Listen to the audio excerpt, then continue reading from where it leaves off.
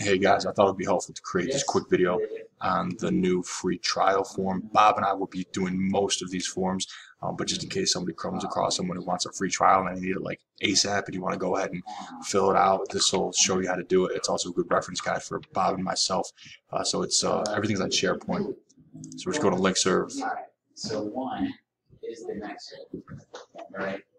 This Taking a while. is this. Then we're going to You're bringing back three different groups. The first one is all the blocks. The second one is the total amount of blocks. Yes. forever. So that's what articles array one Direct link. is equal to 4. DL sales and marketing. So this is 0. That's 1.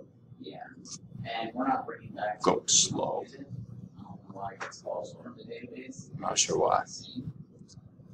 I have to talk to them about that. DL sales process. What we're doing, we just care about 0. DL free trial form. That says trail. I'm going to correct that in 2 seconds. Go back to the block. So we're just saying, give me everything that's in that person. This is the template. Each one of these is irrelevant. These are where we keep the filled out free trial forms. So we'll ultimately save them here. So click on that. We can see the 2 that we already have filled out. Go back here. We can see the template.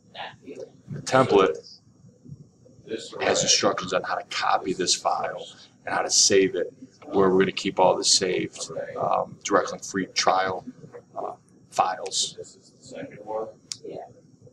All right, here it is. Here is the template. So you could erase, once you make your copy, as this states, you could erase everything here in red, but this just shows you how to make a copy of this form and save it in the appropriate folder. Let me know if you have any questions. Just thought this would be a helpful user guide and tool for us to get these free trial forms filled out. Let me know if you have any questions. Sorry this took so long. Please watch this on 1.5 speed.